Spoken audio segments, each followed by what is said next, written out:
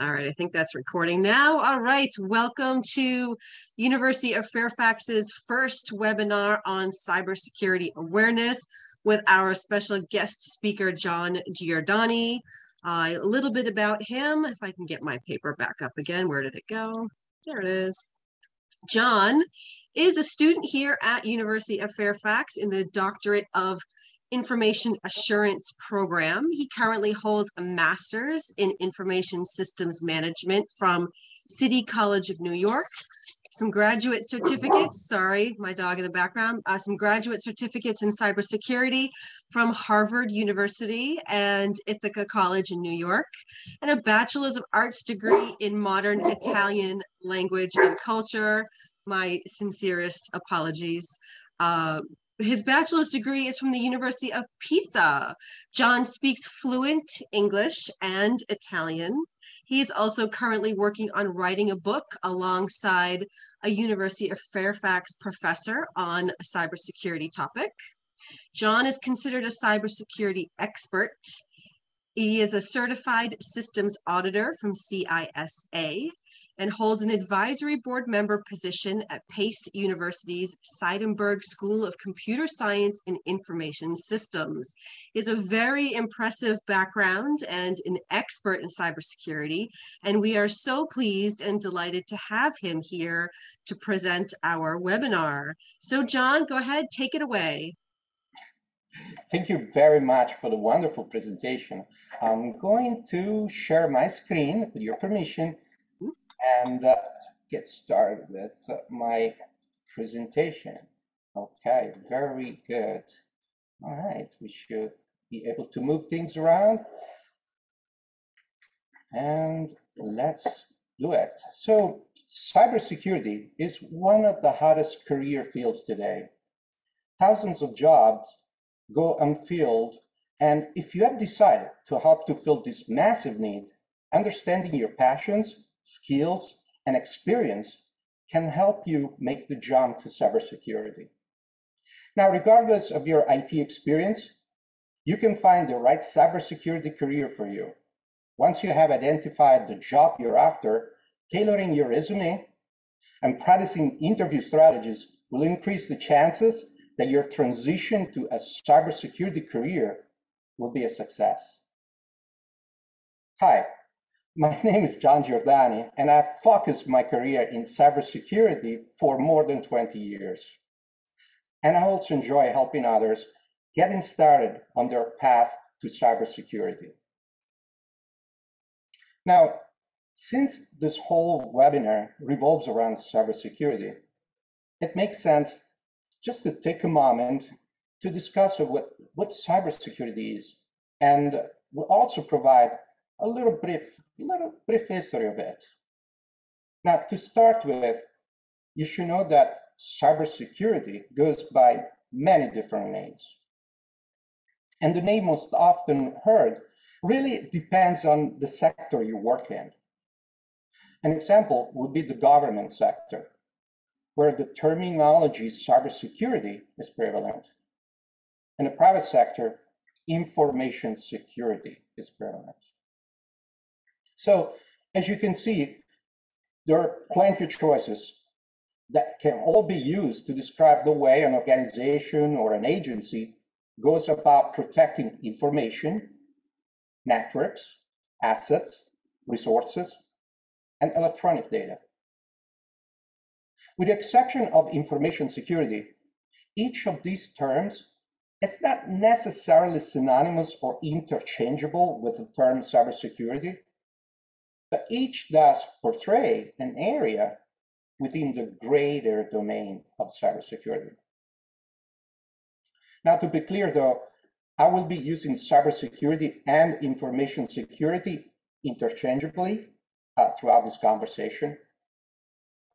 But what you should know is that there are many aspects to an information security program. Okay, so what is cybersecurity? We, meaning security professionals, often think back to the early days, and one thing that comes to my mind is what is known as the CIA triad, where C stands for confidentiality, I for integrity, and A for availability.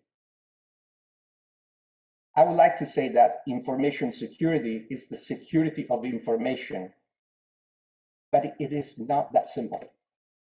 InfoSec is a very deep industry, and many talented professionals with specialized skill sets call it a career. Now, think of the website. There is the code base, which is the language the website is written in. Then there are the servers hosting the website, each running an operating system and software packages. Then there is the underlying network, providing the connectivity and the encryption. There are also data centers or hosting providers with a physical location and employees with access to the facilities. And running background checks and vendor managements. There will be also security cameras and all of the documentation that is processed to ensure compliance and evidence of due diligence. And the list goes on. This is cybersecurity. All of this. It is a vast field, and what it comes down to is protecting information, protecting humans, ensuring hardware and software is stable, and ensuring that the integrity and the confidentiality of data. Now, information security is not a new trend by any means. We speak of information security in terms of computers, but humans have been devising ways to secure information since the days of early civilization, where Julius Caesar used a simple substitution cipher that we now call a Caesar cipher. Jump forward a couple of thousands of years, and we are now doing the same thing with more complex algorithms. But the goal remained similar. Try and create a system that is hard to break. And there is a reason why bank vaults and personal safes have their strength rated in time. This is because no system is impenetrable. It comes down to how much time one is willing to put into the effort. Create a strong safe, and someone else will create a more powerful explosive, a longer drill bit, or a smarter way to gain access. And it is just the same in InfoSec. It is an advanced persistent threat, also known as APT. I know that's a buzzword, yes, but it portrays a reality of security in our time where with over 3 billion internet users, 1 billion websites, and over 9 billion and counting connected devices. This is sufficient enough to say that there is a large attack surface, and there are always malicious actors willing to take advantage of weak security implementations. The importance of cybersecurity can be seen on a daily basis. From opening a browser, conducting online banking transactions, to visit the doctor where your healthcare information needs to be protected. And even listening to the news and hearing about the latest breach in security. Now, I want to talk about something. Let's talk about for a moment about negative unemployment and what that means. When there is negative unemployment in a certain industry, there are not enough qualified individuals to fill all of the open positions. Not just in one geographic location, but across the industry in general. Cybersecurity is experiencing negative unemployment, and it has been like that for several years.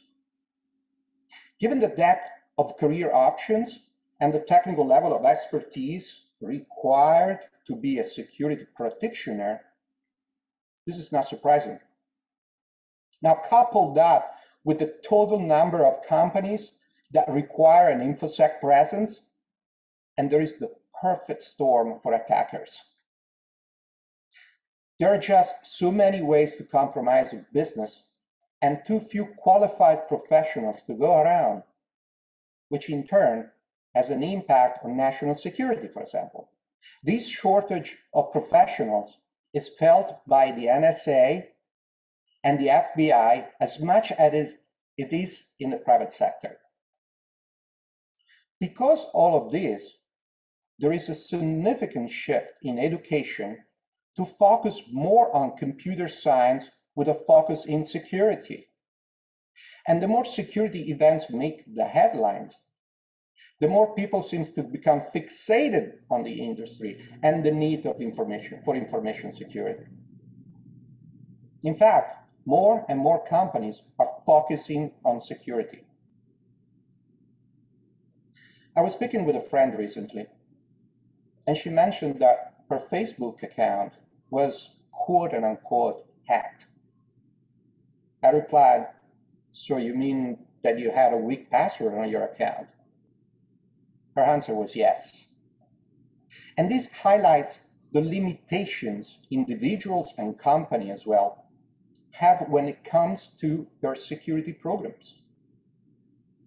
It is challenging to prevent users from making serious mistakes that can compromise the security of their own account.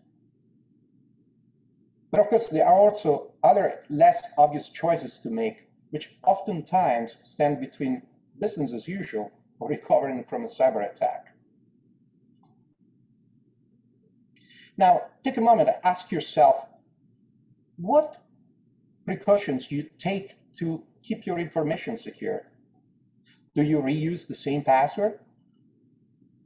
Have you configured multi-factor authentication for any of your accounts? Do you make a habit of installing updates on your computer and your mobile devices?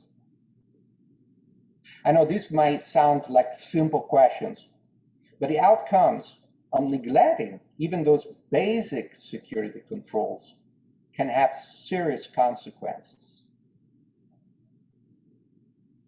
Next, I would like to introduce some cybersecurity terminology.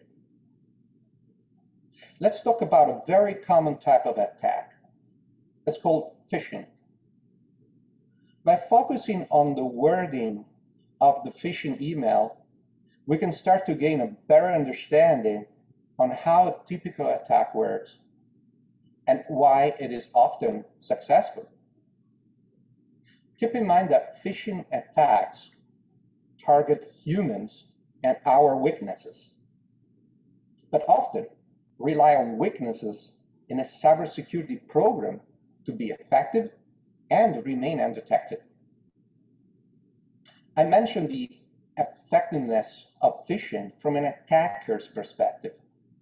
This is often the case for several reasons. In my experience, there is always a percentage of people that will fall victim to phishing emails. And that typically is due to poor education, cybersecurity education, of course, but also well-crafted emails, bad filtering, and other reasons as well. So now part of an effective cybersecurity program actually involves testing for these reasons, as in engaging in simulated phishing campaigns with the intent of getting people to fall for them. It sounds malicious, but of course, when conducted in a professional manner, the emails are benign, and the goal is to educate. And statistics are gathered, click rates are calculated, effective campaigns are studied, and recommendations are created based on the results. Security professionals know that nothing is 100% secure. People will click on the links. Malware will be downloaded, sometimes executed, and machines will become infected. A robust phishing program tries to take into account all of the possible outcomes and plan accordingly. So let's get into it. We're going to look at a phishing email and focus on the verbiage that is used. We'll break it down and explain what exactly is happening. And this is the email. Hello, Tom. Your Visa credit card has been deactivated due to suspicious account activity. Please visit www.deactivate.info to re-enable your card and avoid fees. The Visa team. Now, first, notice the sense of urgency. This sounds like very important, but let's take a quick look straight at the link, which is in different color than the rest of the text. What is the domain? Is it Visa? Does it have anything to do with Visa? Apparently no. We must look at the link from the right to the left and understand that the first dots and the two strings to its left and right, in this case deactivate.info, comprise the domain name. Moving farther to the left, there is a .visa, which is a host or a subdomain. And even farther to the left is www, which is another host. So the actual domain is deactivate.info, which is fake. Some people see www.visa and think that it's a legit site because they don't understand the structure of domain names. Also, look at the email. Do you notice any typos, and would you expect to? I have to say that phishing emails are much different than phishing emails from the past, today's phishing emails. Often the verbiage is very professional, but that depends on the orders and the intent and the type of phishing attack. The intent can range from getting the victim to browse to a site, to getting the victim to input credentials, password, username, PIN codes, to wanting the victim to open an attached file. It all depends on what the creators are trying to accomplish. And you might be surprised how many people click on that link.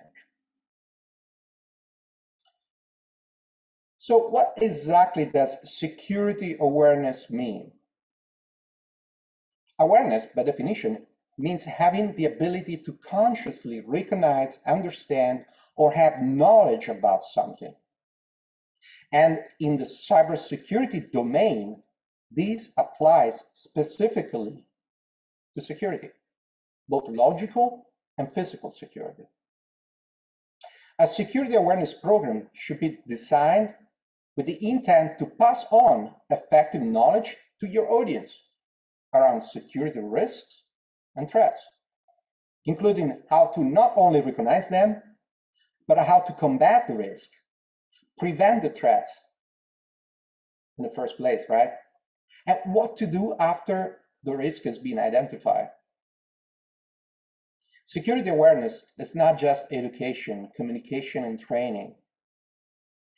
It is a cultural change and a movement that requires buy-in from the top down and the bottom up.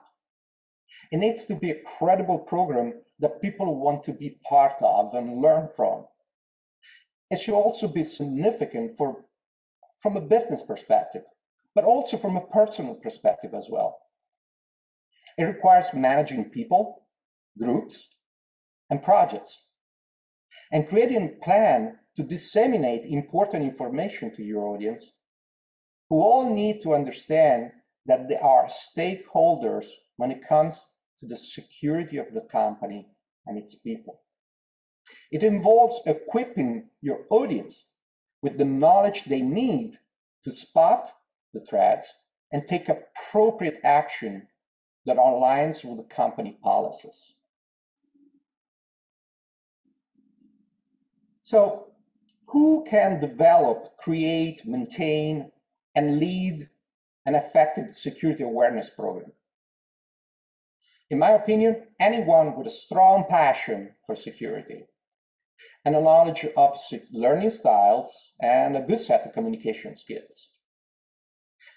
There really is not a one-size-fits-all approach to hiring the ideal person for developing a security awareness program. However, these skills are an imperative skill set for success in this role, as this position will be the voice and the face of the security team. Understanding security basics is also essential, as this person will need to articulate to the masses, which include employees, leadership, even C-level. Creating a security awareness program can be so incredibly rewarding. With enough hard work, patience, understanding, and support, the payoff of seeing your program come together and start to create real change with the security of the organization is worth all of the growing pains and roadblocks you might experience along the way. And remember, the weakest link is usually the human element. Let's now talk about transitioning to a career in cybersecurity and the benefits of an IT or security degree. Out of all the possible career moves you can make, why is transitioning to cybersecurity a good choice? Here are 3 reasons, in my opinion, why this could be the right move for you. Well, first is higher salary. Second, switching to cybersecurity opens your range of career options. As a cybersecurity professional, you will be able to select from a wide variety of roles, including technical, sales, and management roles. No matter what your current expertise or career goal is, you should be able to find a cybersecurity job that is a good fit for you.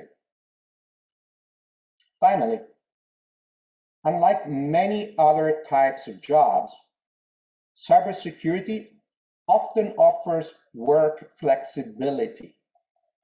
As far as the location is concerned, cybersecurity jobs are in demand all over the world. Whether you're looking in your hometown or some fancy location where you always wanted to live, you shouldn't have any trouble finding a cybersecurity job there. Also, because many security jobs are largely computer-based, you might be able to do some or all of your work from home. Now, while you might have personal reasons for transitioning or looking to a cybersecurity career other than the one I've mentioned, these 3 are often cited as the ones that inspire others to make the switch. If recently you have looked through cybersecurity job listings, you have seen that most jobs require a minimum of years of prior work experience, a degree, and professional certifications on top of the minimum job skills. You have probably noticed that many cybersecurity job listings list in their requirements a degree in computer science or information technology or other related area. Hiring managers want you to have a college degree related to their line of work because it shows you have at least a fundamental knowledge in the area, but it also provides you that you have a commitment to the field of IT or security and can follow through on big tasks. If you don't already have at least a bachelor's degree in IT or security, you should strongly consider getting one if a career in cybersecurity is your goal. Many senior cybersecurity leadership roles require chief information security officer, require a master or even a higher degree in IT or security. Now, if you want a head start in cybersecurity degree, the University of Fairfax as a master's and doctor's programs in cybersecurity and information assurance. And by the way, if you start working on your college degree, you can and should list the degree you're pursuing in your resume. Don't list it as a completed degree, but as a degree in progress, and list the year you plan to have it complete. That way, employers will know that you'll have your degree soon if you follow through. I just wanted to conclude with this. Getting a college degree in IT or security is one of the best moves you can make to build a long-term career in cybersecurity. Thank you very much. Thank you, John. If anyone has questions, please feel free to put them in the chat, and then I can ask John, or you can ask John, either way. Does anyone have anything to start? If not, I'll shoot some questions over. All right, you're all shy. That's fine. If you think of anything, I do have one question. Go Hey, ahead, John, Davi. You go first. How did you start in cybersecurity, and how do you keep yourself motivated every day to learn something new about this field? Yeah, Davi, you heard me during my presentation probably using the word passion a few times. So that is what motivates me. I really have a passion for it. How did I develop that? How did I get into it? And that started a long time ago. I was introduced to security, physical security first, of course, during my years in the Italian Air Force. And that is where I noticed that, and I felt that I had a predisposition for it, and it was something that I enjoy. I enjoy learning about, of course. I enjoy learning of all of the techniques, the history of it. And then moving forward, when I got into computer systems, I got into programming first. I realized that there was a need for a security. And fast forward to nowadays, we audit and we help people getting out of audits. But the best way to do it is always helping them create solid cybersecurity awareness programs, because, as I mentioned earlier, the weakest link, it's almost always the human factor. John, there's a question. Go ahead, Tony. Yeah. I'm 62 years old. Is it too late to get into a second career? No, it's not. It's not too late, because cybersecurity, it evolves just like technology in general, but cyber in particular. It evolves every day. Just pick up your newspaper and go to the technology, or even to the front pages sometimes, and it is impossible not to find a headline, a news about a cyber attack or some sort of a cyber attack. So it happens every day, and happens every day in new, different ways. Because trust me, it's a cat and mouse game here, where we just keep touching one side, and the breach and the hole it pops up on the other side. So there's new ways to combat every day that is ever changing. So no, it's experience, yes, it's important, but I'm sure that people like you have so much experience in other fields that can be definitely applied to cybersecurity, because cybersecurity affects everybody in every vertical, in every kind of jobs, in any kind of industry, in any sector. I mentioned the public sector, the government, I mentioned the private sector. It affects everybody. It's affecting the FBI, it's affecting the CIA, it's affecting the NSA, it's affecting our infrastructure. Okay, thanks for the verbal encouragement. You're welcome. John, I have a question here from Stephen about certifications. I'm going to answer part of it myself, and then I'm going to toss it over to you. So Stephen's question is, how does University of Fairfax integrate cyber certifications into their master and doctorate programs? And does University of Fairfax see certifications like CISSP matter? So yes, the answer is yes. We absolutely believe that that certification matters. It is part of our master's in cybersecurity program. We also offer a graduate certificate in cybersecurity and a CISSP prep class. So we do believe that that is very important. John, from your experience, is that certification used in the doctorate program, and are there other certifications that they encourage or prep you for as part of the doctorate program? I'm not sure if the CISSP is included in my program. Maybe I'm just not aware of it. But I just want to tell you that I'm a CISA certified, but I am actually taking these CISSP exams in just a few weeks. I just never had the time to do it. So I'm going to actually take 2 exams, CISM and CISSP. And so why I do that? I have my master's, I have my other certifications, and I'm doing the doctorate, right?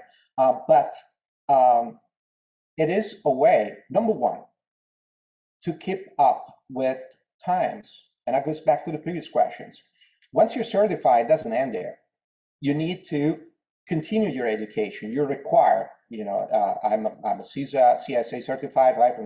And the ISAGA, the institution that issued my certification, requires me to have a certain number of CPE credits every year so that I can maintain the status of my certifications up to date. Number 2, employers will look at the certifications as I mentioned in my presentation, a way that shows that you have a passion for it, that you dedicate time to it, and you can follow up on big tasks. Because trust me, you need someone to help you prepare for that if you have no experience in particular in the field, because they're tough certifications to take. So receiving some help in preparing for the certification exam is extremely important. But it proves that it doesn't really, it's not everything when it comes to hiring someone, but definitely makes a very good first impression. Thank you for that, John. Any other questions?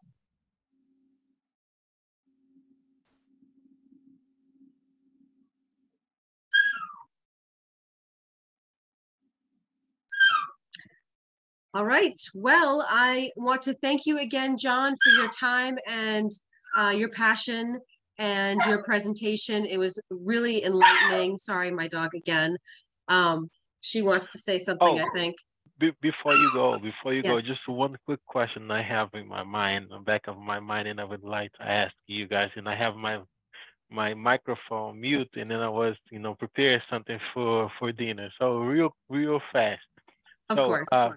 The students at the University of Virginia, after they complete the PhD program, give me a sample, maybe a feel that some of the institutions that they are able to find a placement after finishing the PhD program at the University of Virginia, and then complete the preparation for the CISSP or CSAM.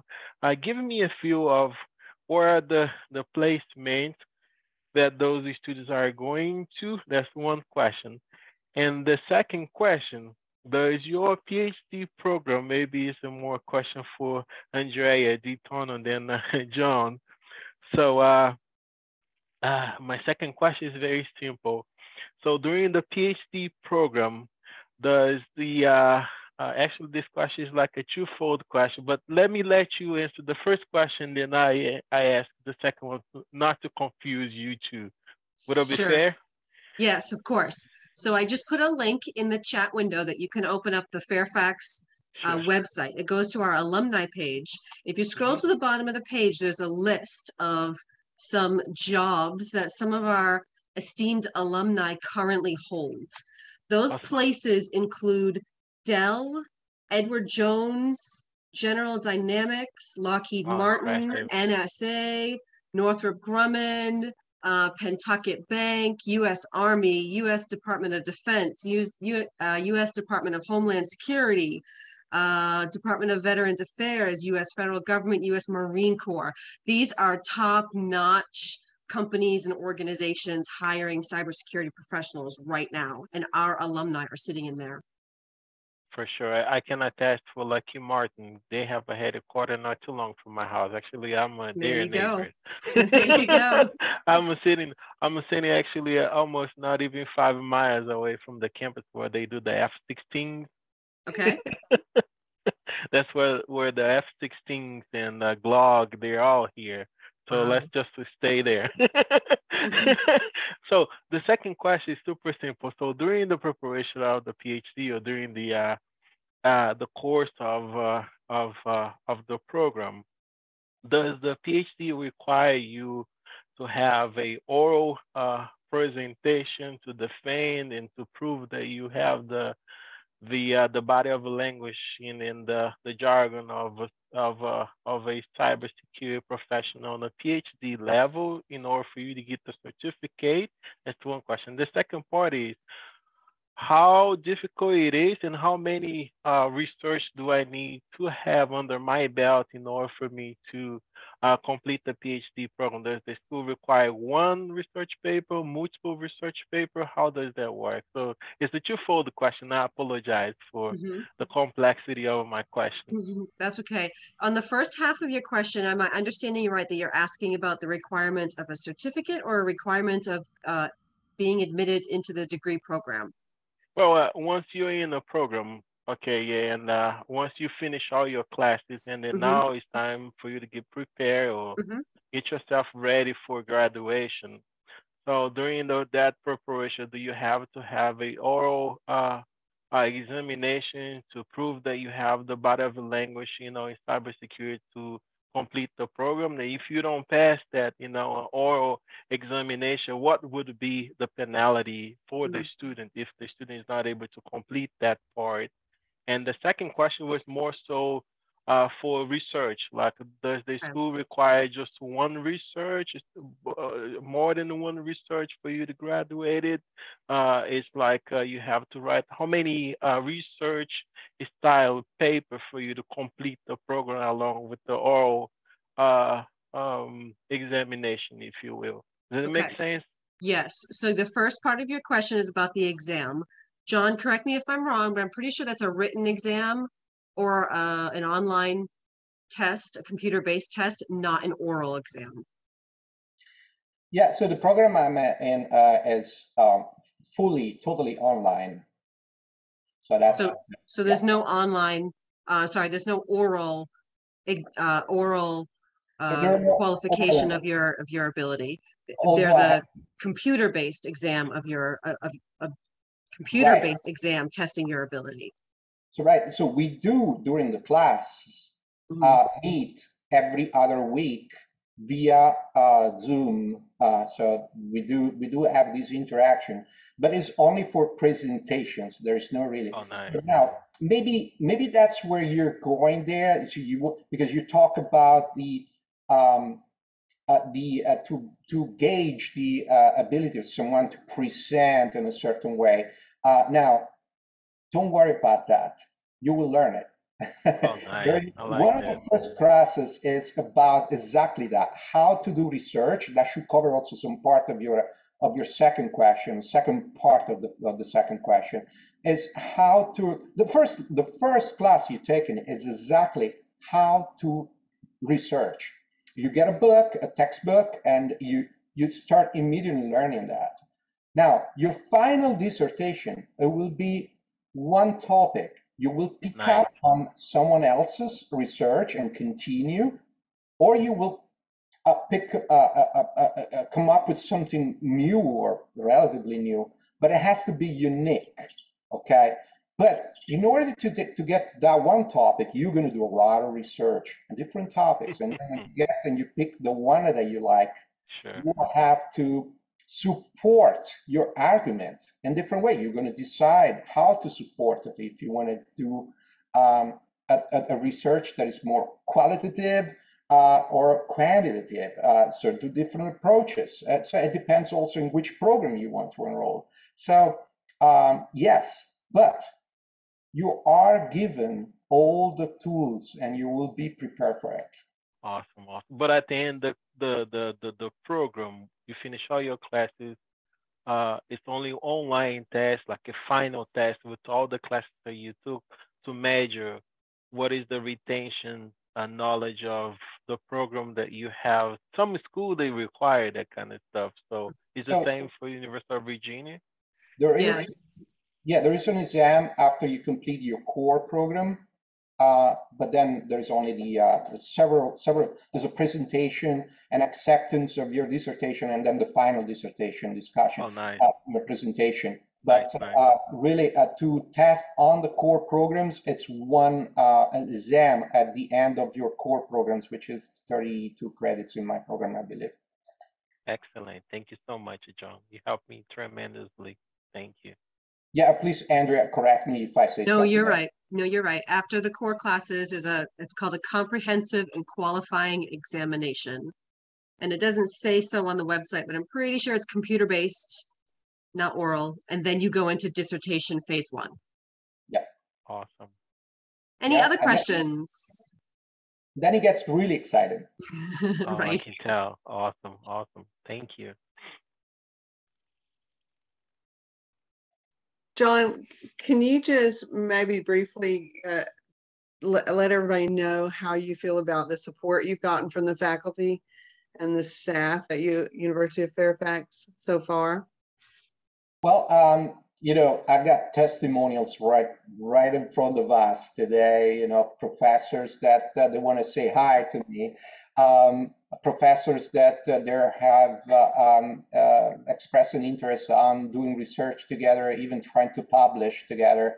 And that's just how close the relationship with your instructors gets, to the point where you text your instructor. Classes, I'm doing the online, so classes are a night when we meet in person every other week. So we text each other during dinner time and we ask questions, so we make sure that we're all there. So I've got all of that at all levels, from a formal professional level to really someone that is your mentor, not just your instructor.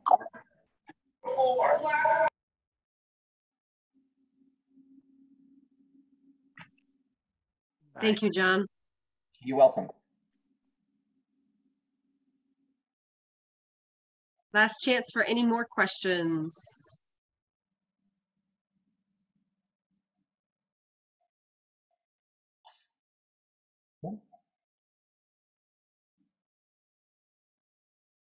All right, we will wrap it up. Thank you so much, John. Thank you for everyone who attended tonight. I appreciate it. I will,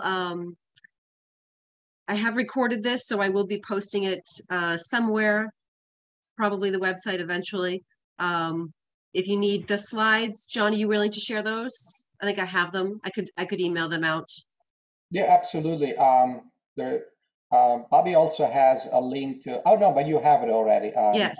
Yeah, because I have it recorded also in a private link, and I don't mind sharing also that. But you have this recording, so yes, of course you have my authorization. Thank you so much. All right, I appreciate everyone attending. If you have any questions, please reach out to us either by our 800 number or website.